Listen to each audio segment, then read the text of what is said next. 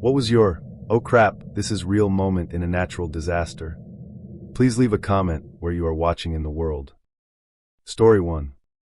Huge bushfire that killed nearly 200 people, injured 400 and destroyed 3,000 plus buildings including over 2,000 homes in Victoria, Australia in February 2009. Some of the people that died or were injured were people I knew or knew of. We were a bit stupid. We'd moved from an area where bushfires were very rare and the yearly disaster of choice was floods. So we didn't really have a plan in case of bushfire, which, if you live in a fire-prone area, for the love of God make one. So we weren't listening to the radio, we weren't packed to go, we didn't have an escape plan. This is real moment was when I was standing on the top of a hill, overlooking the paddocks. The sky was black and orange, and in the distance I could see this line of orange. And I went, oh, that's pretty close.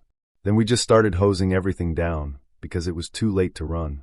The fire got within 5-10 minutes of us. My friend's property was partially burnt, went up to their shed before the wind changed. Another account from a friend of mine. He said, that week or so was absolutely terrible. I'm in the eastern suburbs, so, while we were safe, regular haunts and hangouts less than 30 minutes drive away were nuked. It was like everybody knew someone who died. I heard a story about a cop driving through a street, which was about to be overrun, and someone trying to open his car door and get in. Guy just burst into flames holding onto the cop's door handle. I'll never forget the color of the sky, or the smell. You are really, really lucky. Glad you lived to tell the tale. Story 2. I grew up poor on the Gulf, so we lived through a lot of the hurricanes. Our worst were Katrina, Rita, and Ike. The scariest part about them is how quickly they build up. You have 3 to 4 days of worrying, and then suddenly at 3 a.m. your parents pull you out of bed and order you to pack because of the mandatory evacuation.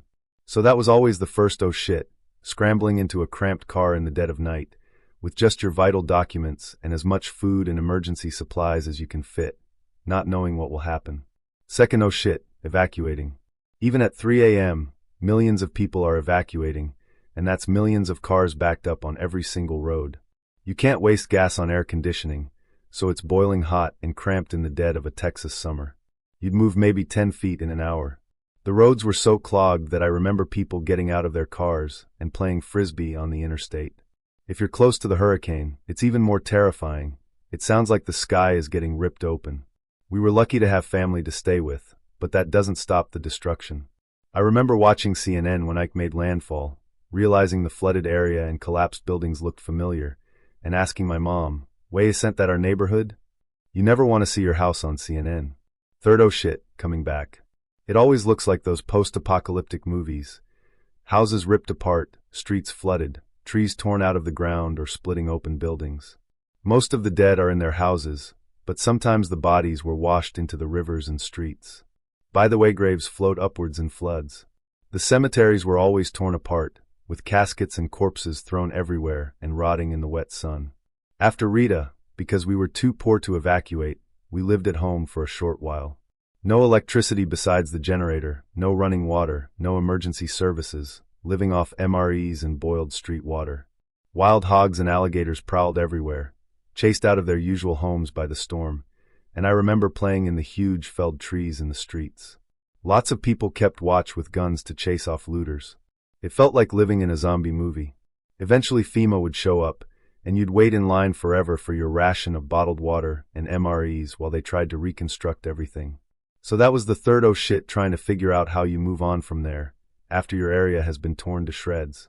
Another Redditor commented, I grew up on the coast of MS, maybe 20 minutes from the beach. We evacuated for Katrina, and came back 4 months later. I was only 10 at the time. I remember asking my parents about the FEMA markings, and them trying to explain them to me, without freaking me out. I think the scariest part for me was when I asked my parents why the beach was closed off, and they had to tell me it was because of the unsanitary conditions, which meant dead bodies. It took me 2 years to even get the courage to walk on the sand, because I had this irrational fear that a hand was going to reach up and grab my foot. I have yet to get in the water there.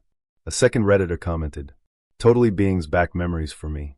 I live in FL, and 2004 was horrible. Hurricane Charlie hit us directly at a Category 5. I was young, grew up poor, and my family decided to board up the windows and hunker down instead of the mandatory evacuation. Garage door came flying inwards towards the house because a tree flew into it. Huge tree in the backyard fell onto the back porch and a small portion of the house. We basically huddled in the kitchen, the direct center of the house with no windows, and trembled in fear for hours. My poor cat stayed with me the whole time trembling. My fish also died, I'm assuming from pressure change and stress. My brothers and I went outside during the eye and found a lost dog, who we returned to the owner after everything cleared up. Spent the next 10 days without power or water. Fought in line for generators at Home Depot / Lowe's / etc. Only ones they had left were super small and only powered a fridge and one fan. Miserably hot and humid. Grocery stores were empty. It was really hard for me to understand at that time. I was about 6 or 7 years old. I remember being super happy that we got to dig a hole for a fire pit in the backyard, but didn't understand that we did that so we could cook food. Thankfully, my mother was a super couponer and had hundreds of canned items, and my father was an avid hunter, so we had tons of frozen meat. 5 kids total, and it took us the majority of 6 days to clean up the one tree in the backyard, and tried our best to clean up the house and move all the scrap and rubble to the street. After we did our house, my brothers and I would walk the neighborhood and offer help cleaning up, and I definitely remember the FEMA X markings, and I remember crying a lot, because one of my elderly neighbors died in her home alone because the hurricane caused her roof to cave in on her. We also volunteered at the shelters and opened our home, what was left, to a couple families who stayed with us for a few weeks after.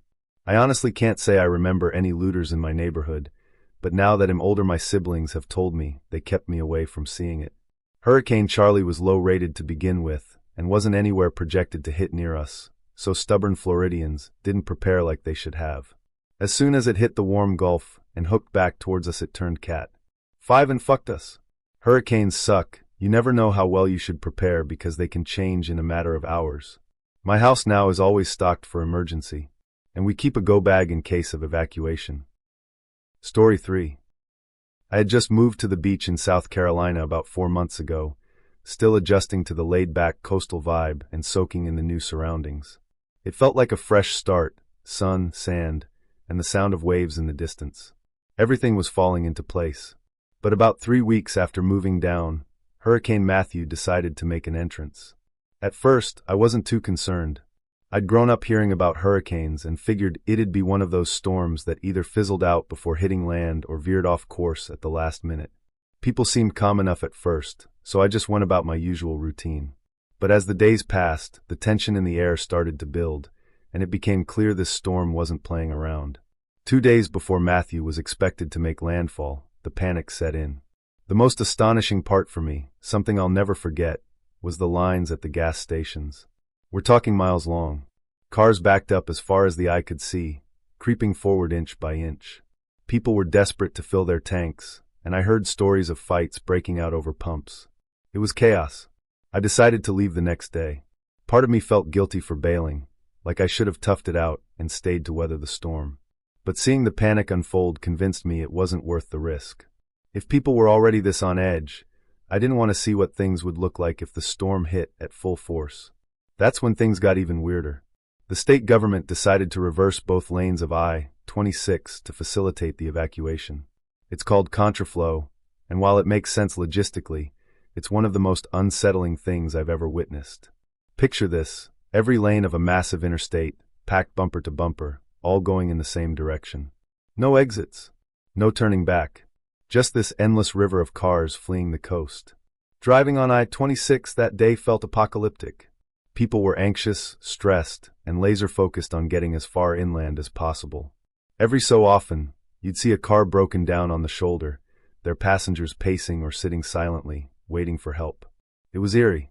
I kept glancing in the rearview mirror, half expecting to see the storm clouds rolling in behind me, like some kind of doomsday movie. Even though the weather was still clear when I left, there was this sense of impending doom that hung in the air. Everyone felt it. As I drove, I couldn't stop thinking about the people who had decided to stay. I wondered what it would feel like to board up your windows, stockpile supplies, and just hunker down, hoping for the best. Part of me admired their bravery, or maybe it was stubbornness. Either way, I wasn't built for that kind of gamble. I needed to get out.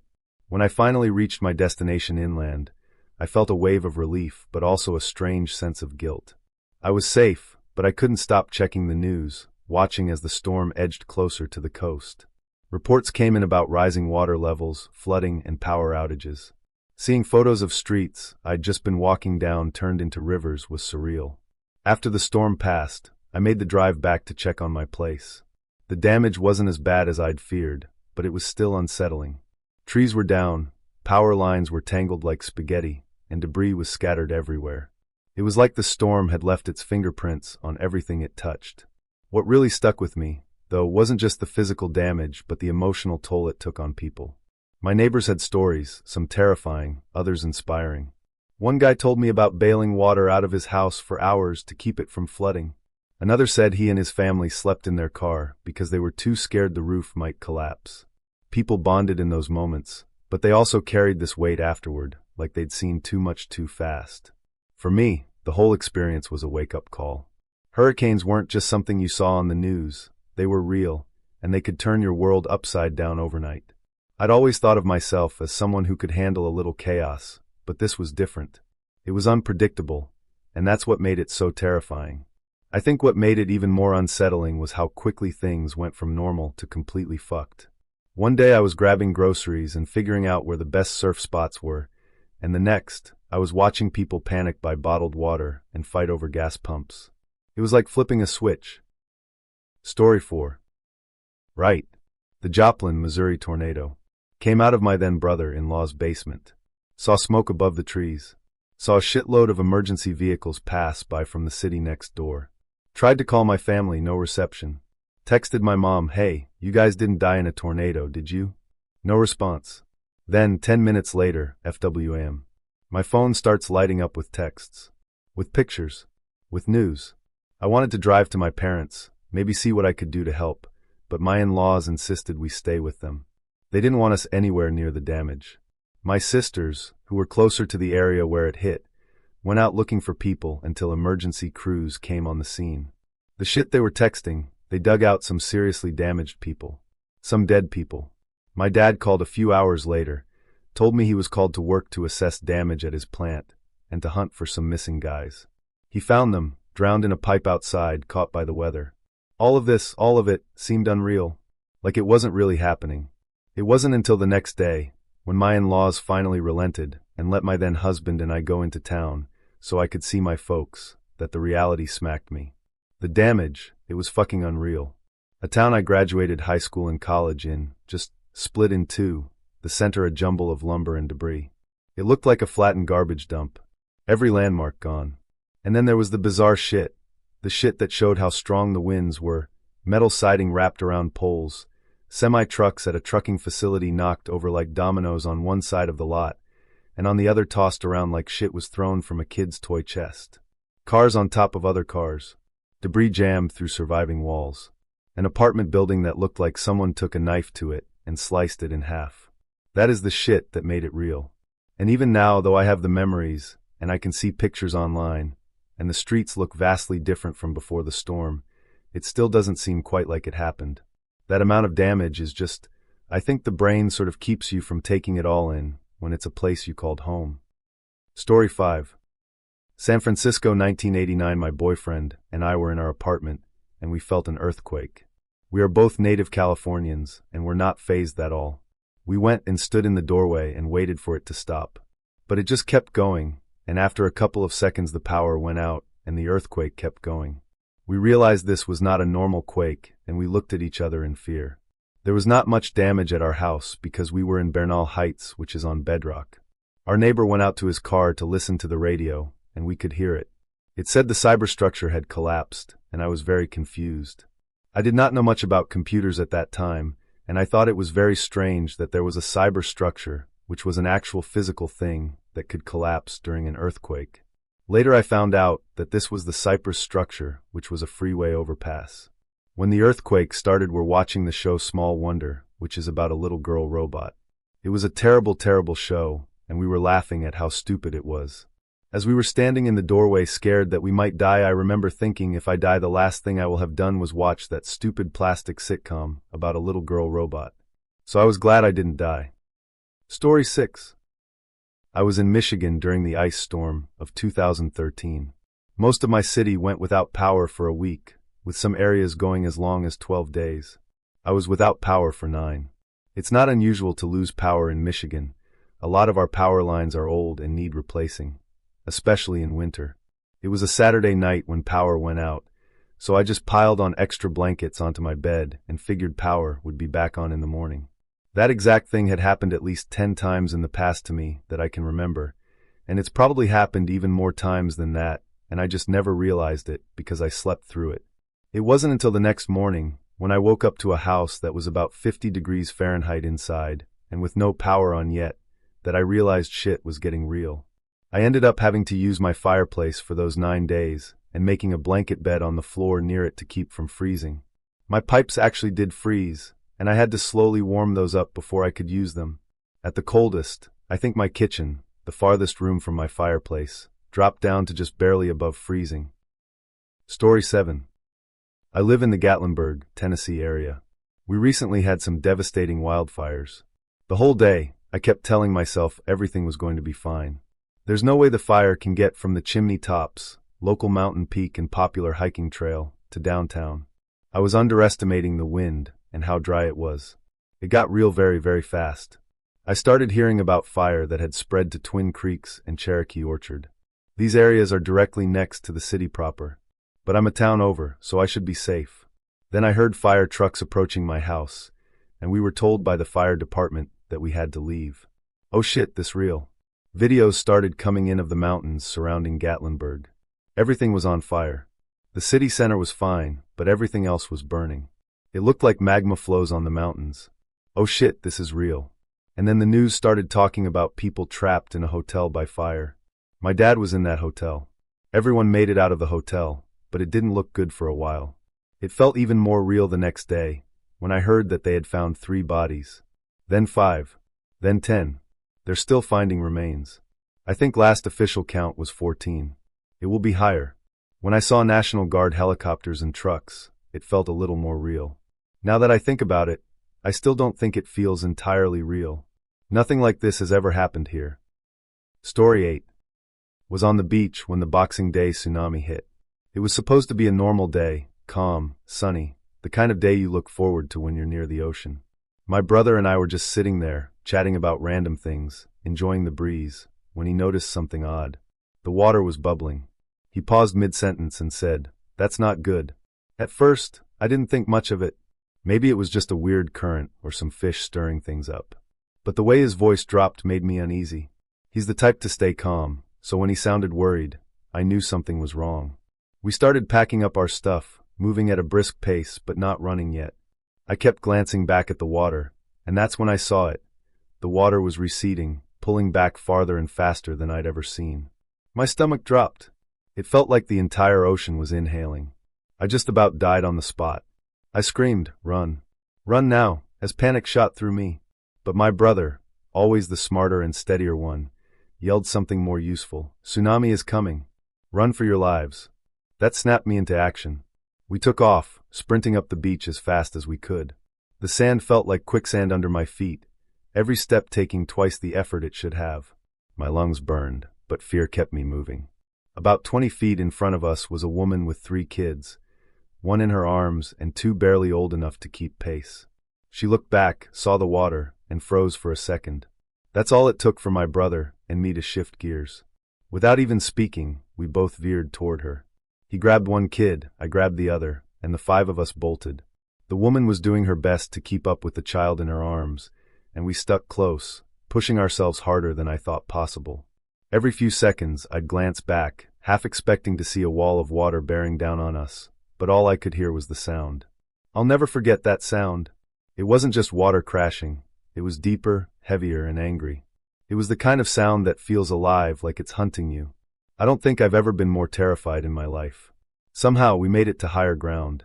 We didn't stop until we were well above sea level, surrounded by other people who'd also fled. We set the kids down, panting and shaking, but alive. The woman hugged her kids so tight I thought she might break their ribs, and then she hugged us. She didn't say anything, just sobbed into our shoulders. After the initial rush of relief, the shock set in. We stood there watching as the wave hit, swallowing everything in its path. The beach we'd been sitting on moments ago was gone. The huts, the chairs, the boats. Everything just disappeared under a churning mass of water and debris. It was surreal. For everyone saying my brother and I are heroes, thank you, but I don't agree. We did what any decent person would do. We saw someone who needed help and helped them. That's not heroism. That's just being human. We didn't place ourselves in danger. We were already running for our lives and simply varied our path slightly to bring those kids with us. If they had been 500 meters to our side, we probably wouldn't have even noticed them. It was fortunate that they were right there, close enough for us to do something. Story 9. My family lost everything in the little-known flood of Baton Rouge, Louisiana last year that the Red Cross called the worst U.S. disaster since Hurricane Sandy. In mid-August it began raining. Then it rained some more, got more powerful, and didn't stop for days. There was talk that the local rivers were going to crest and cause some pretty serious flooding. We lived somewhat close to the AITA River, but our neighbors said our neighborhood hadn't flooded in over 100 years. Local news said that the nearby high school may get a little bit of water inside from the rising river. We thought we had a couple of days to plan on how we were going to shelter in place because of the weather forecast. On the 13th of August, I woke up, walked outside and started walking toward the direction of the river. Some of the lower areas were collecting water, but there was no standing water anywhere near my house or even my neighborhood. I went back home and told my wife we should probably get some supplies in case this got serious. Maybe we should even pack a car in case we need to leave, but I'm sure there will be nothing to worry about. About 30 minutes into slowly packing there is a loud banging on my front door. It's my wife's cousin. I open the door and she says, "What are you doing? Get out of the house." I look behind her and my entire yard is underwater, and the water line is only about a half-inch front going over my doorstep and into my house.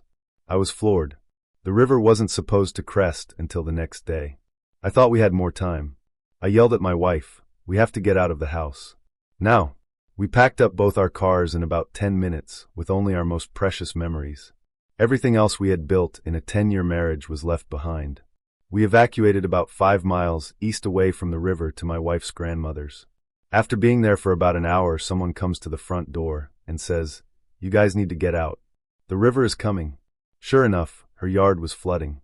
We evacuated a second time in as many hours to her cousin's house even further east. After only an hour, we were told again that the river was on the way and we had to leave. We evacuated 3 times that day. I drove back through the flooded waters at some point because we left our cat. When I got back to our house, I sloshed through knee-deep water filled with trash and our waterlogged belongings. Got the cat safely, though. When it was all over, it was a surreal feeling. We were homeless and lost everything that didn't fit in one car. The other car got left behind during one of the evacuations and flooded. Oh, and I haven't even gotten to the "this is real" moment. That moment didn't come until about a week after the flood, while we were living in a tiny room at my sister-in-law's house. My wife, me, 3-year-old daughter, dog, cat, and fish. After about a week, the shell shock wore off and I thought, this is our new life now. This is real. I'm so glad we have each other and no one was hurt. We're still homeless, living at the moment at my mother-in-law's house, but we hope to buy a new home soon. Story 10. I was still living in Peru when the 2007 earthquake happened. It was late afternoon, and lazy 8-year-old me was sleeping in the living room when I was woken up by my dog barking at the shaking window next to me. Now, small quick tremors are fairly common in Peru, especially in the coastal regions, so I dismissed it and tried to calm my dog so I could fall asleep again. I had walked 4 steps from the couch to grab her, when the entire wall-length window shattered in front of me, huge sharp chunks falling right into the couch I had been lying in just seconds ago. Fully woken up, I could hear what sounded like a million car alarms ringing from the ground and see towers wobbling side to side. My parents were still at work, and I was alone in a fucking 10th floor flat with a panicking dog running circles around me. So I don't know how I managed to get myself together. I lifted my giant English cocker in my arms and ran into the emergency stairs, just ran and ran until I could see some street lights, since the damn building had no emergency lights and everything was dark. When I finally crossed the lobby's doors, I could see the pavement below me cracking and entire trees shaking from their roots up. I stayed in the streets for about an hour until my parents arrived.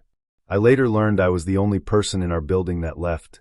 Our neighbors took the elevators and got stuck, and those who didn't stayed inside praying for safety. It was a miracle none of them got injured. However, others were not so lucky. Story 11. Hurricane Ike in Galveston and Houston in September 2008. The Wikipedia page actually downplays its devastation. I lived off of I-45, which the eye of the hurricane followed very closely. My oh shit moment. When the eye hit us, I took a smoke break from trying to sop up rain that was blowing in through the cracks of the windows and doors. Not large cracks, just very strong wind.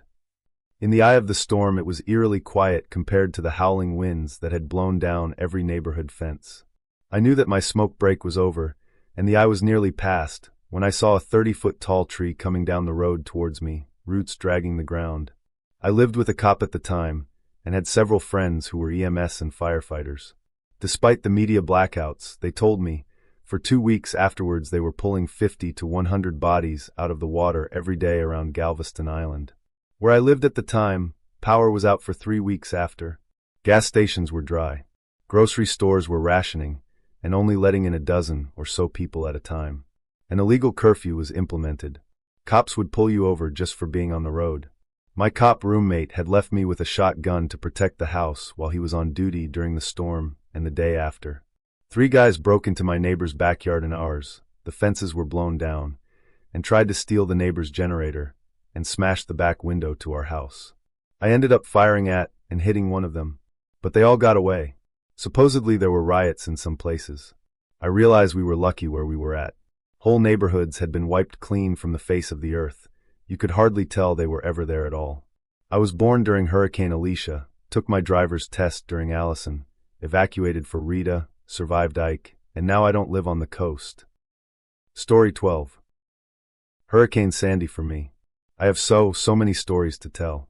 That entire month felt like living in a recently occupied war zone.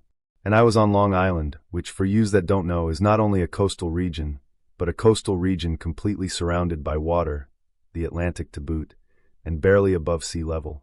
You can imagine the results. It was a hell of a time. I knew it was horrible. I thought repeatedly the whole time that it was a load of complete shit. Unlucky shit, the worst kind. But what really got me was when I was sleeping on the cement floor in my basement. The rest of the house was cold as ice, and I turned on a battery-powered radio for some noise. Every station was playing little infomercials about donations and relief efforts.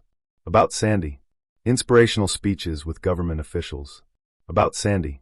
Heartfelt stories, interviews with survivors, the artificial voices of celebrities calling for the listener to have a soul and help.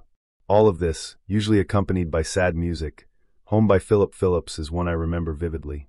And at that moment, in the second week living in a leaking, powerless, heatless, hole-riddled house, on a ripped-up street littered by fallen wires and tress, I understood that the rest of the country, and a bit more actually, pitted us. I'd never been pitted before. It felt bizarre. So I turned the radio off. Another Redditor commented, "Sandy here too, though on the Jersey side, though I'm from Longwoodland." I remember the basement starting to leak and my father freaking out. I was outside in the backyard, trying to put some tarp over the basement window that was leaking. It was black as night outside, the wind was howling, and the rain was coming down in buckets like I'd never seen before. Suddenly something in the air changed. The TV inside started loudly playing the emergency alert noise, and sirens started to blare overhead.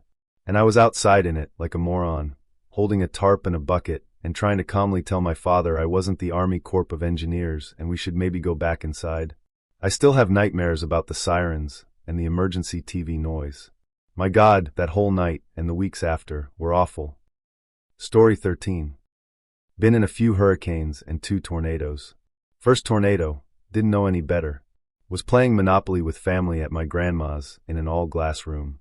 We didn't notice until it was about over. The house behind us were all wrecked.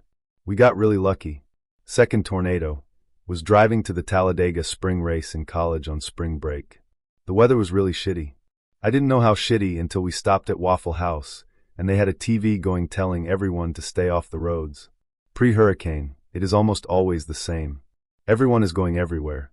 Getting gas, believe me, you want a full tank, supplies, raiding groceries for food and booze, cleaning out pot dealers, and so forth. All this is happening on a clear sky-hot day with a nice stiff wind that is welcome in the heat. During the storm, unless you are in the shit, it is pretty manageable. The problem is outside of the people getting the direct hit. You don't know where the shit is going to be. I'll use Isaac for example, I was in Baton Rouge, and it was nothing. 40 miles south, and it was hell. Same with Katrina. Baton Rouge didn't get it that bad. After the storm, you are drunk, no AC, it is miserably hot, and you are helping neighbors clear stuff off of the road. It is worth getting out of town just to avoid this. The nights are miserable. Story 14. I've been in 3 natural disasters on my life, and I remember my oh shit moment for each of them. The first was in 1984, and I'm only 10 years old. I'm walking home from school in North Carolina when I start getting pelted by softball-sized hail. I'd been told in school that this was a sign of a major tornado, so I did what I'd been told and made myself the lowest thing in the area. In all honesty, I probably would have taken less damage if I'd just run to my house. Maybe not. It turns out that an F4 tornado had touched down just a few miles down the road. But I lay there, getting pelted until the storm passed, like I'd been told to do. The second was in 1989. I was only 15 when Hurricane Hugo passed over my head. The power was out, no lights, no news, pre-internet. I'm up on the trunk of a tree that is currently on the roof of my house, operating a chainsaw for the first time in my life, trying to cut it loose to prevent further damage as the eye of the bloody hurricane passed over. Fuck you, Dad, for making me do that. This was the event that made me love having a natural gas stove. Even though power was out for days, we were able to make hot coffee for the entire neighborhood, cook hot meals for the neighborhood, and have hot water for baths. The last one was in 2000. I'm driving home to River Oaks, Texas. I'm taking a right off of Belknap onto Jacksboro Highway. The sky turns yellow. If you don't know, this is a sign of severe storm activity and/or a tornado. I floored it, getting home in just enough time for the tornado to touch down. Part of the Bank of America sign landed in our yard. We were pretty much unable to leave our house for 3 days due to downed trees, damage to electrical lines, and blocked roads. This is just what I remember now. Story 15. The Butte Wildfire in California, 2015. It started a couple days before the "this is really happening" moment, and the entire time neighbors and myself were sure the fire would be under control in no time. Wrong. It was Friday afternoon, 2 days after fire broke out. The entire sky was orangish red with the summer sun trying to penetrate the thick smoke, ashes falling like snow. My property was densely forested, so the only way to gauge the fire's distance was by the increasingly audible noises it was making. It started as a low rumbling accompanied with the occasional exploding water or propane tank. That's when it started to get real. Every boom was the fire taking a neighbor's house. The power had gone out earlier, and since my water comes from a well, no power equals no water. I'll never forget how helpless I felt when the sprinklers I had placed around my home fell silent. I was packing what I thought was most important, literally cramming my car with things. In hindsight, I really needed to prioritize better. I left passport, birth certificate, and nostalgic things. Started packing on day 1. LPT for y'all. By then it was closer to evening, and the rumble of the fire had grown to a roar that words fail to describe. I think the freight train comparison, so many use, lacks the full spectrum. It's a never-ending relentless inhalation, leaving only louder, closer explosions and the ashes to escape. There I tried. As I was bringing another load to my car, I caught a glimpse of a sheriff's car at the end of my quarter-mile driveway with a frantic arm waving out the window, motioning me to leave. Then he left. Roughly a minute or two later, my good friend's fiancée, who lived together about a mile towards where the fire was coming from, sped up my driveway frantic and in tears, saying that he was still at the house trying to find their cat and round up the chickens, and that she could see the fire from their home. She begged me to go convince him to leave, which I did. That's the first I saw of the fire when I got to their property. I could only see the fire jumping and licking at the sky as the flames climbed the tree canopy. Still, despite the intensity, it seemed to be about a mile away. Without much debate, he agreed it was time. FYI, he found the cat. There wasn't anywhere to put the chickens, though, so we opened the coop to, at the very least, give them a chance to run. We go back to my house. They're getting ready to leave, and for whatever reason, I had an overwhelming urge to stay myself. I guess I still thought there might be something I could do. They, of course, returned the favor and convinced me to follow them. So we drove another mile or so away to a nearby fire station. There I ran into my closest neighbor, who had evacuated earlier, and from there we could make out the tallest trees around our homes. An hour or two goes by. It was starting to get darker out as the sun was setting and the smoke grew denser, but we could see the fire reach those trees, and the flames were at least 100 feet tall. I couldn't see my house itself, but the inferno was there, and that's when I felt like game over. We were forced to leave the station.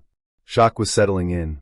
I wasn't as emotional then as I would be later, and my friends and I retreated even further, a good 4 or 5 miles to another friend's house. We weren't there long before the winds picked up and the fire was closing in there as well, so we all went to yet another friend's home even farther away. We probably got there around 11 p.m., and by 3 a.m. the fire was in sight again. At this point, I said fuck it, left the county and fire zone altogether. I made it to another buddy's house around 5 a.m., opened his liquor cabinet, and had breakfast with Jack Daniels. I slept all day. When I awoke, I had that wishful thought anyone has when they first wake up after a crazy night. Shit, was that all just a dream?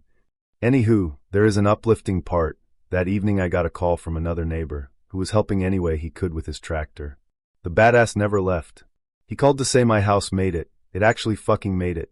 First thing in the morning I jumped in my car and sped back home, literally blew off a CHP officer/roadblock and got back in. That's when it was truly real, and harder on me than anything preceding that point. I was driving through the smoldering remains of the very same town that was full of homes and tall trees just the day before. Fires were still burning and smoldering everywhere. I was driving over down power lines and past blackened road signs. I actually had a hard time reckoning. Where I was on a RD, I'd driven at least twice daily for the better half of a decade. On the way in I saw that the last house we evacuated to had also made it. My best friend's home, the home we went to after the fire station, didn't make it. I was the first to get back there to find out, so I had to call my friend and break the news. Cell phones were still working, but it was a short call anyway. He basically said, "Welp, thanks for letting me know." I bawled for a couple minutes after that, looking around the rubble. I could make out the wire frame of the couch and the metal skeleton of his stationary bike that sat next to it. Such total destruction, but the fire left everything where it originally was. I didn't spend much time there. I went home, and sure enough, it was there. There was literally a 20-so-foot barrier ring that separated my house and the rest of the smoldering, otherworldly scene. I came to learn that not long after I left, a fire crew came to my property and started a backfire, actually found backfire flares in my yard, keeping those flames in control long enough to give my neighbor and I a small buffer from the encroaching wildfire. It worked for us, but the 4 homes farther down the road were lost. My sheds, outbuildings, garden, fencing, and 90% of the trees were toast, but against all odds my house was there. I stayed there, and was alone for the first couple days. No power, but I was able to siphon water from the tank to drink and put spot fires out. I went and checked on as many properties as I could reach safely. There were hollow trees burning themselves out to the point of collapsing in any direction, and sharing the good or, more often, bad news. A couple days later, the fire was farther away, and folks found ways of getting themselves and supplies in. It was 2 weeks before I got a generator, and 3 weeks till the roads started opening back up. Power and phone were out much longer before being restored. The whole time, some friends and neighbors who lost their homes gradually came and stayed at mine. At one point, there were 12 people in a 2-bedroom, 1,000-square-foot home. But I'm glad there were so many of us. It lent itself to be good support. That was a year and a half ago. There's still thousands of scorched trees waiting to fall, burn-out cars on properties with an empty hole where a home once stood. But people are now rebuilding their lives. To this day, but most intensely at the beginning, I carry a sense of survivor's guilt. I felt relief, but I could never feel rejoice in my good fortune while so many close friends, neighbors and strangers suffered such complete devastation. I didn't know why they were able to save my house and so few others. But then I got to meet the firefighters, which really helped to change my perspective. A week or so after things calmed down, a group of them walked up my driveway. I initially thought they were looking for lingering spot fires, and after greeting them asked them so. The one in charge smiled and said no, just wanted to meet the guy whose house we saved. It took a lot not to break down then and there. I shook all their hands and hugged them. The captain even had a video on his phone of them courageously battling flames on my property, on behalf of me, a stranger. I knew then that if they had it their way, of course they'd have saved every single house. But that was never a possibility. They did the very best they could, and I'll forever be thankful and have the utmost respect of them for that. We chatted a bit, and I asked for a way to contact them. They were a crew out of Santa Barbara. They took my info down and said they'd be in touch. Unfortunately, I haven't heard from anyone to date. Anyway, That turned out longer than anticipated. Thanks for reading. Wildfires are crazy. Have your most cherished and irreplaceable items on a mental or physical list, and don't waste any time packing and being ready to evacuate. Also, firefighters are unimaginably great people. Hug a firefighter today.